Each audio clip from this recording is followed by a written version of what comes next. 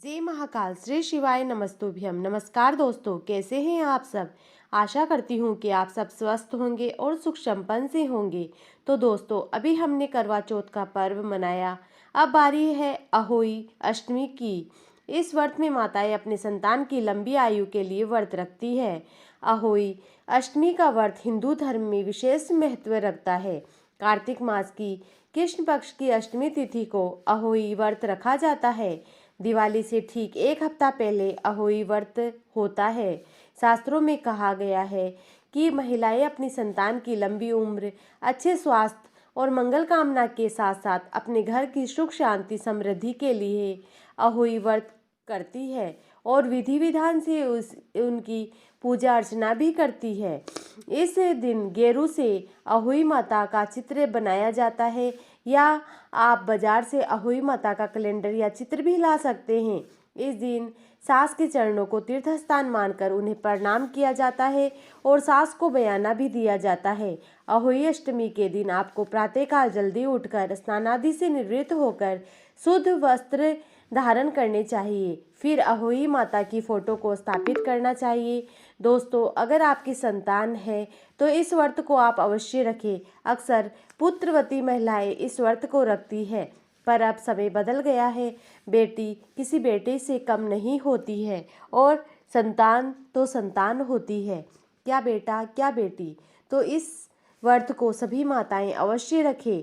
अगर आपके संतान नहीं है तो आप संतान प्राप्ति के लिए भी इस व्रत को रख सकती हैं, जिससे आपको संतान की प्राप्ति अवश्य होगी, क्योंकि अहोई माता सभी मनोकामनाएं पूर्ण करती है। फिर अहोई माता की फोटो लगाकर चौकी स्थापित करें और व्रत का संकल्प करें। हाथ में जल, पुष्प और अक्षत लेकर अहोई माता से प्रार्थना करें कि मैं आज अपने संतान की लंबी उम्र और मंगल कामना के लिए आज मैं अहोई अष्टमी व्रत का संकल्प करती हूँ। ऐसा बोलकर वह जल भूमि पर छोड़ दें। इसके बाद आपका पूरा दिन निर्जल व्रत रखना पड़ेगा। इस व्रत में सर्गी का विधान नहीं है। ये व्रत थोड़ा कठिन है। यदि ये कोई स्त्री गर्भवती है, बीमार है और आप निर्जला व्रत नहीं रख सकती हैं तो आप फलाहार करके भी इस व्रत को रख सकती हैं। ध्यान ये रखें कि इस दिन आपको तांबे के बर्तनों का उपयोग नहीं करना है और इस व्रत में आपको दिन में सोना भी नहीं है। इससे भी व्रत आपका निष्फल हो जाएगा। आपको इस दिन बिल्कुल भी नहीं सोना है। इतना तो आप अपनी संतान के लिए कर ही सकती हैं। इस दिन आपको बच्चों को बिल्कुल भी डांटना नहीं चाहिए। उनके साथ प्यार से रहें, क्योंकि कोई भी व्रत तन से ज़्यादा मन का होता है। इस दिन अपने ऊपर संयम रखें, किसी को अपशब्द न बोलें, किसी की निंदा न करें, किसी की चुगली भी न करें। अब आपको शाम के समय तारा निकलने के बाद अहोई माता की पूजा करनी चाहिए।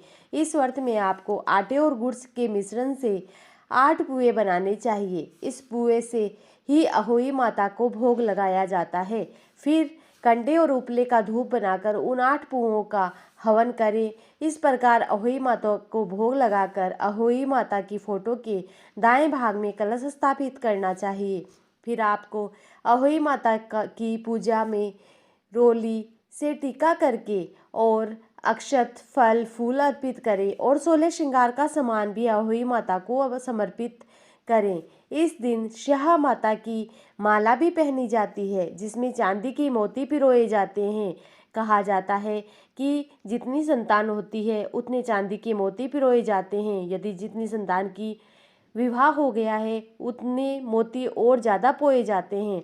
अब सब जगह अलग अलग रिवाज होती है, तो यहाँ आपके यहाँ जो भी परंपरा है उसी के अनुसार आप ये कार्य करें। शास्त्र विधि के अनुसार मैं आपको बता दूं कि उस माला में हर साल चांदी की एक मोती की माला ज़्यादा डाली जाती है। ये हमारे हर अहोई व्रत का प्रतीक होती है। अहोई की कथा इस दिन अवश्य सुने, क्योंकि कथा के बिना कोई भी व्रत पूर्ण नहीं होता है। कथा सुनते समय आप अपने हाथ में अक्षत और फूल अवश्य ले लीजिएगा और कथा समाप्त होने के बाद आप ये अक्षत और पुष्प माता को अर्पित कर दीजिए। व्रत कथा पूर्ण होने के बाद आप दीप और कपूर जलाकर माता की आरती करें। आरती करने के बाद एक बहुत ही रोचक उपाय आपको बता रही हूँ। माता को 8 पुए का भोग लगाइए और 8 पुए ब्राह्मण को दिलवा दीजिए। बाकी के बचे हुए पुए हैं या 4 या 5 पुए लीजिए या और थोड़े से फल लेकर आप अपने पीछे की ओर फेंक दें। पूजा करते करते पीछे की ओर फेंक दे और फिर वो पुए अपनी संतान से वापस थाली में चुनकर रखवाएं। ऐसा करने से सदैव आपका आंगन खुशहाली से भरा रहेगा और धन धान्य से संपन्न हो जाएगा। ऐसा कथा में भी ये प्रसंग आता है। बाद में जो अर्घ के लिए कलश भरा था वो आप छत पर ले जाकर तारों को देखकर वो अर्घ देना चाहिए। इस दिन तारों को अर्घ दिया जाता है। अर्घ देने के बाद आप अपना व्रत खोलें और भोजन कर लेवें। इस तरह व्रत करने से संतान की लंबी उम्र होती है और वह खूब उन्नति करते हैं और जो भी निसंतान दंपति हैं उनको संतान की प्राप्ति होती है और माता आपकी सभी मनोकामनाएं पूर्ण करे। इसी कामना के साथ जय महाकाल। श्री शिवाय नमस्तुभ्यम।